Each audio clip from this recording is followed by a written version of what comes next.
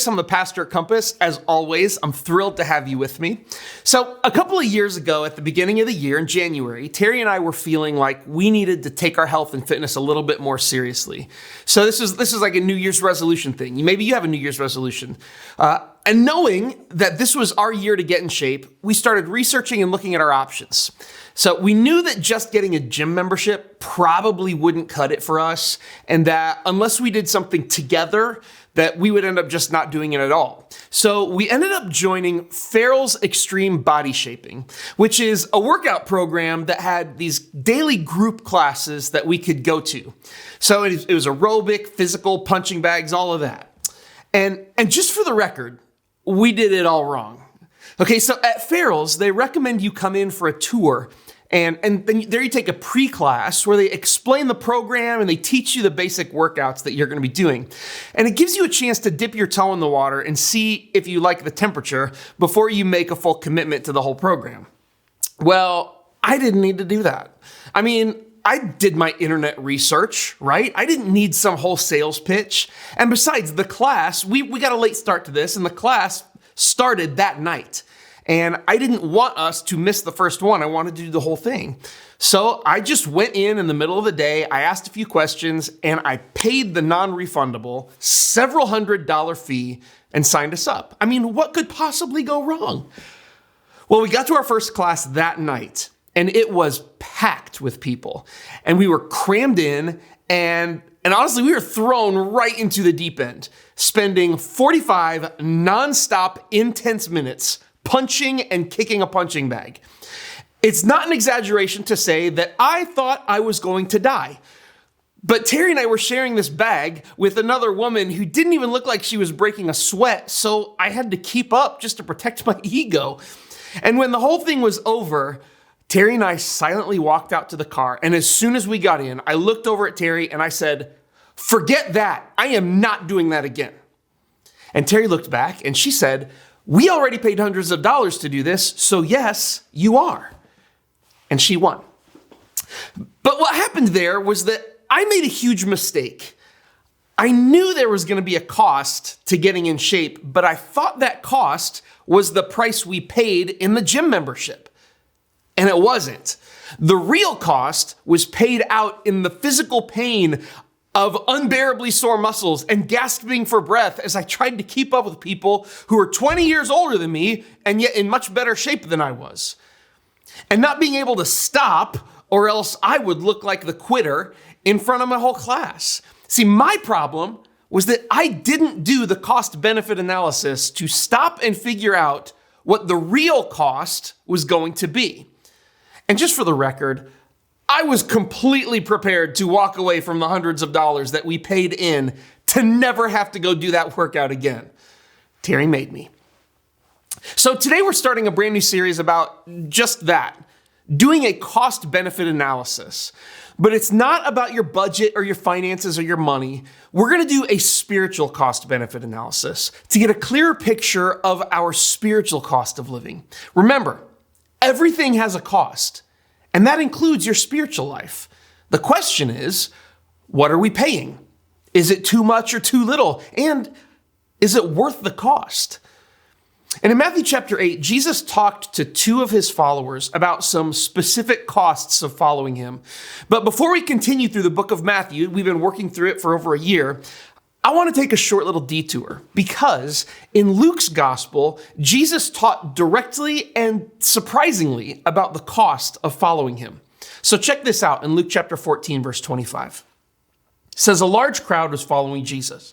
He turned around and said to them, 'If you want to be my disciple, you must by comparison hate everyone else. Your father and mother, your wife and children, your brothers and sisters, yes, even your own life. Otherwise, you cannot be my disciple. And if you do not carry your own cross and follow me, you cannot be my disciple. But don't begin until you count the cost.'" Now, I read that, and that doesn't sound terribly Jesus-y, does it? I mean, if you want to be my disciple, you have to hate everyone else, including your family? I mean, everyone in Jesus' time too, they knew that the cross was a tool of execution. People who carried crosses were convicts, carrying them to the place where they were going to be put to death. People who carried crosses were walking to their death. And to be Jesus' disciple, I have to be suicidal?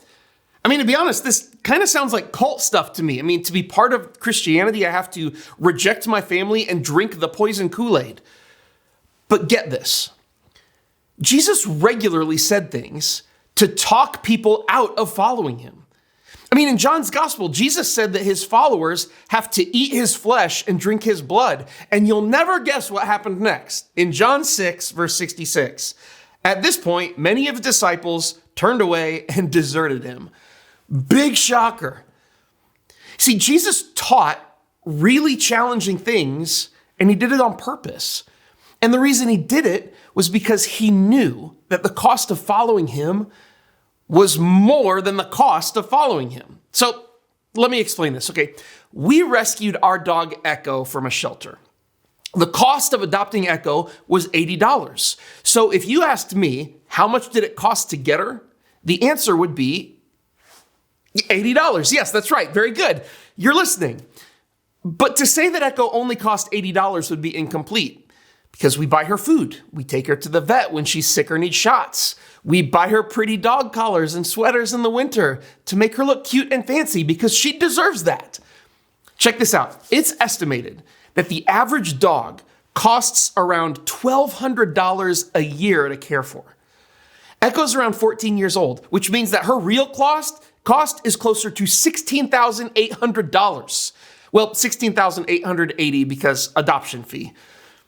For many disciples, the cost of following a rabbi is the time and the focus that it takes to get an education. But Jesus knew the cost to his followers would be higher. Like him, they would be hated and despised. They would be persecuted and killed. They would be rejected by their communities. Jesus knew that following him would be costlier than anyone expected. It would cost more than it cost. And he made those costs clear early on. I mean, it's the same reason that Farrell's had their orientation class, so that potential members would know exactly what they were getting into. And in the same way, Jesus isn't looking to make instant customers. He's calling lifelong followers. And when we really understand the spiritual cost of living, we find this.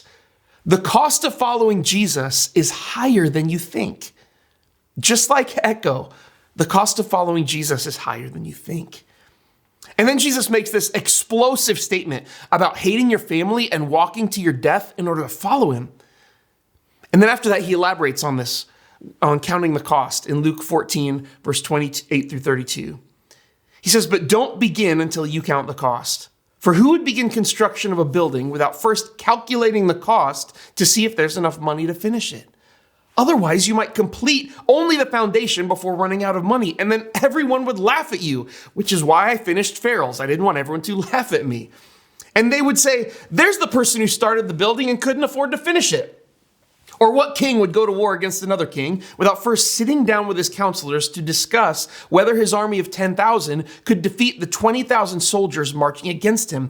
And if he can't, he will send a delegation to discuss terms of peace while the enemy is still far away.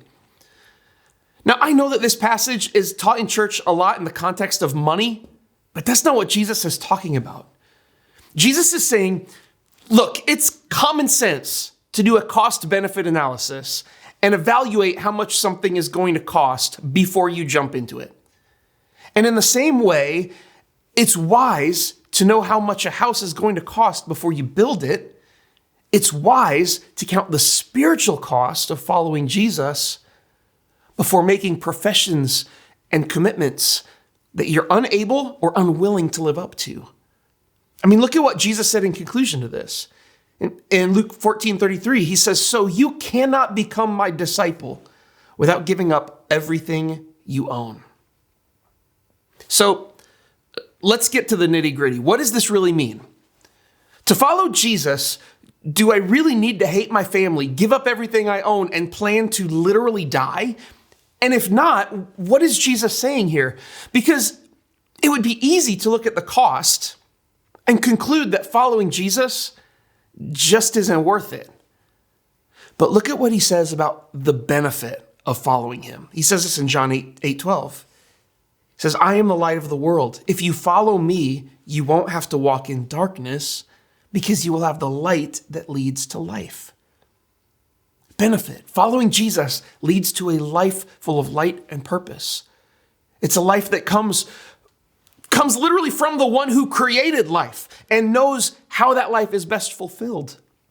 And then look at what Jesus said in John 8:31-32. He says, you are truly my disciples if you remain faithful to my teachings.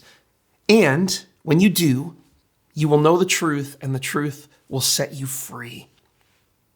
See, a life following Jesus is a life of freedom.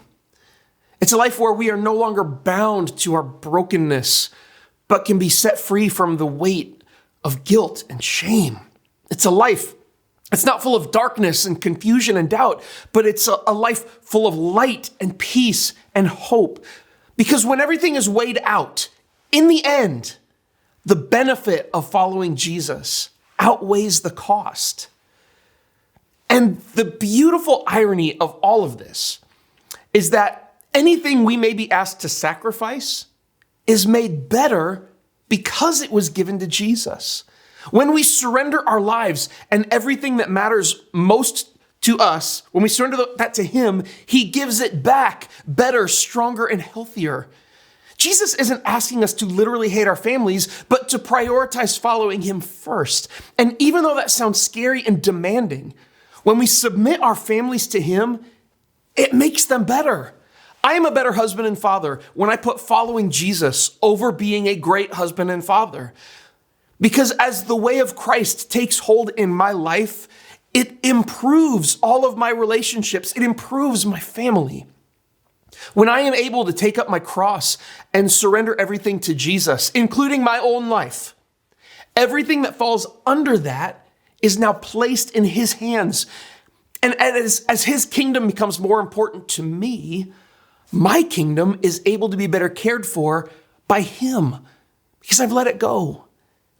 Jesus loves my family and my life more than I do, and he can and will do better for them than I could if I was holding on to them with a death grip. And in the act of surrendering my life to him and the things that I hold most important, surrendering those to him, I am actually living the light that leads to life into all of those things. I mean, we talk a lot about how God's grace is a free gift that is available to each and every single one of us. And it is free. Freedom from our sin and forgiveness is free. It comes with no strings or expectations except that we believe in Jesus and love our neighbor. But make no mistake, there is a cost that comes from following Jesus. And while it may be a cost that is higher than you think, the benefit far outweighs it. The truth of the matter is I hated working out at Farrell's. I had asthma attacks all the time in middle of my class. I could barely walk around for 3 months because my muscles were so sore. My daily schedule had to change to accommodate the classes. I couldn't eat junk food. And it cost me a lot.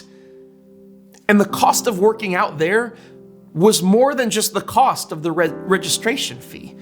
But I loved it because I was in the best shape of my life. I felt strong. I felt disciplined. I felt like I could have that discipline and strength in any other area of my life. And in spite of what it took to get there, I felt the best that I ever have. But the benefit required the cost. The cost of following Jesus, it may seem high, but the benefit is always worth it. And over the next few weeks, we're going to flesh this out by talking about some examples when Jesus asked a high cost of his followers. And my hope is that you will find the courage to pay the cost of following Jesus and then receive the reward that comes around when your life is ordered around him. And before I let you go, I need to make sure you know that on the very last day of our Farrell's classes, I brutally sprained my ankle and tore a tendon. It was also the day in 2020 that all the lockdowns started in Illinois. Now, it's important to me that you know that I literally couldn't keep working out And it's important to me that you know that that's the reason why I am no longer in good shape, okay? And it's also important to me that you know that it wasn't my fault.